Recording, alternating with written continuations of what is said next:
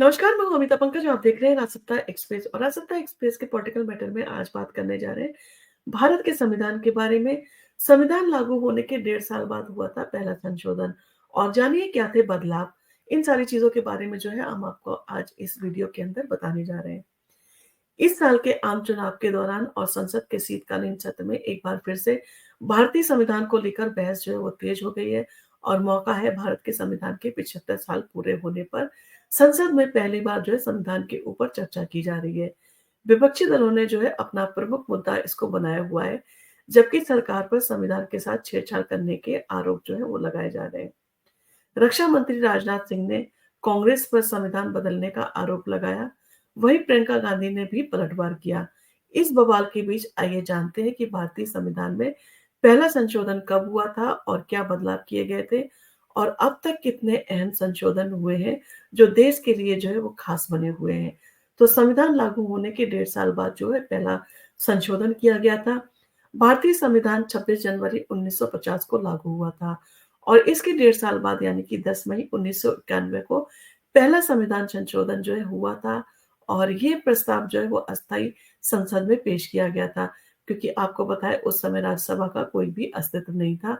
पंडित नेहरू के नेतृत्व में पेश किए गए इस संशोधन ने कई अहम जो है बदलाव किए। सबसे प्रमुख बदलाव ये था कि संविधान में राज्यों को सामाजिक और आर्थिक रूप से पिछड़े वर्गों, अनुसूचित जाति और अनुसूचित जनजाति के लिए सकारात्मक कदम उठाने का जो है वो अधिकार दिया गया। इसके साथ ही संविधान के अनुच्छेद 15(4) और अनुच्छेद 19(6) को जोड़ा गया, जिससे कुछ विशेष वर्गों को आरक्षित अवसर जो है वो मिले। और ये संशोधन इसलिए भी खास है क्योंकि इसके ज़रिए ज़मींदारी व्यवस्था को खत्म करना कानूनी रूप से जो है वैध बना दिया गया और इंदिरा गांधी का चुनाव अवैध घोषित करने के बाद भी जो है संशोधन किया गया था। भारत के राजनीतिक इतिहास में एक और महत्वपूर्ण मोड़ आया जब 1975 में इलाहाबाद हाई कोर्ट ने तत्कालीन प्रधानमंत्री इंदिरा गांधी के लोकसभा चुनाव को अवैध घोषित कर दिया। इसके बाद तत्कालीन सरकार ने संविधान में संशोधन किया और ये संशोधन 39वां संविधान संशोधन था, जिसके तहत राष्ट्रपति, उपराष्ट्रपति, प्रधानमंत्री और लोकसभा अध्यक्ष से जुड़े विवादों को अदालत के बजाय संसद के विशेष प्राधिकृत प्राधिकरण से जो है हल कराने का प्रावधान जो है किया गया और साथ ही संविधान की 9वीं सूची में कुछ केंद्रीय कानूनों को भी जो है वो जोड़ा गया था और 42वें संशोधन को जो है सबसे विवादास्पद जो है संशोधन माना जाता है अब तक का। 42वां संविधान संशोधन 1976 में हुआ, जब इंदिरा गांधी के प्रधानमंत्री रहते हुए आपातकाल जो है वो लागू किया गया था। ये संशोधन आज भी सबसे विवादास्पद माना जाता है। इस संशोधन के तहत संविधान की प्रस्तावना में समाजवादी, धर्मनिरपेक्ष और अखंड जैसे शब्दों को जोड़ा गया। साथ ही संसद के फैसलों को अदालतों में चुनौती देने पर जो है रोक लगा दी गई और सांसदों की सदस्यता को भी जो है अदालत में चुनौती नहीं दी जा सकती थी और इसके अलावा संसद के कार्यकाल को 5 साल से बढ़ाकर जो है वो 6 साल कर दिया गया था और जनता पार्टी की सरकार ने 42वें संशोधन के कई प्रावधानों को जब उनकी सरकार बनी तो उन्होंने रद्द कर दिया। 42वें संशोधन के कई प्रावधानों को जो है वो ऐसे थे जिन पर विवाद हुआ और जब 1977 में भारतीय जनता पार्टी की सरकार सत्ता में आई, तो इस संशोधन के कई हिस्सों को जो है रद्द कर दिया गया। खासकर सांसदों को मिले असीमित अधिकार को जो है वो खत्म कर दिया गया। हालाँकि संविधान की प्रस्तावना में किए गए बदलावों से छेड़छाड़ जो है वो नहीं की गई और दल-बदल के खिलाफ जो है 52वां जो है वो संशोधन किया गया था।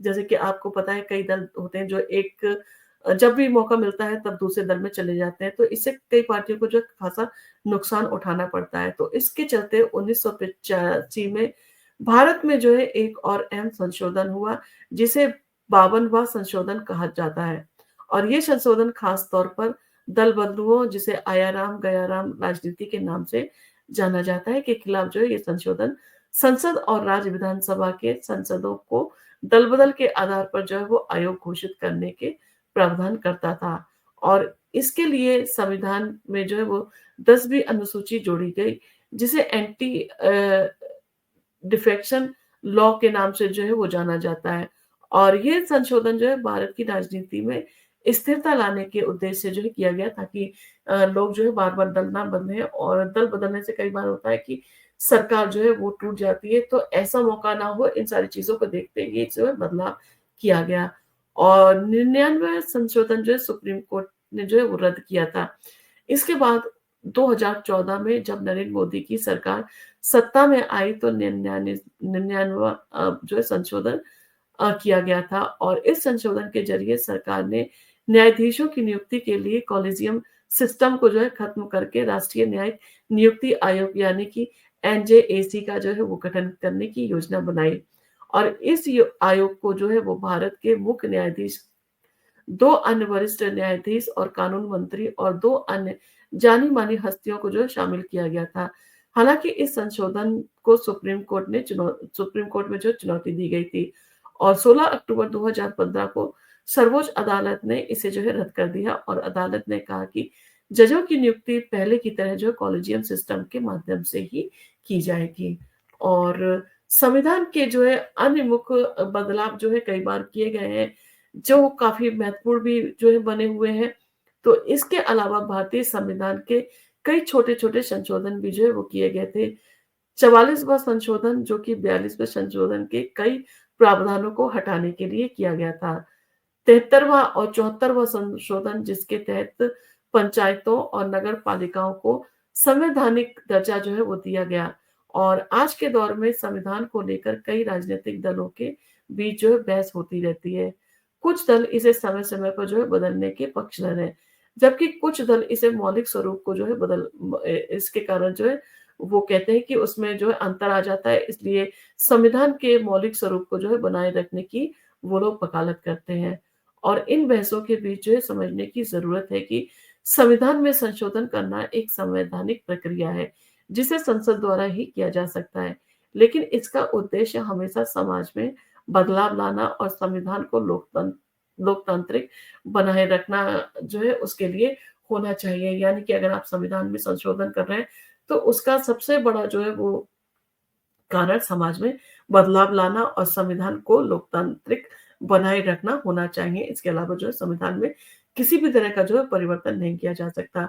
आपको इन सारी चीज़ों के बारे में क्या कहना है? आपको लगता है कि संविधान में संशोधन होते हैं, वो सही है, समय-समय पर जो है संशोधन किए जाने चाहिए, या आपको लगता है कि संविधान में संशोधन उसके मौलिक स्वरूप को जो है वो बदल देते हैं? आपका इन सारी चीज़ों के बारे में जो भी कमेंट हो आप हमें कमेंट करके बता सकते हैं।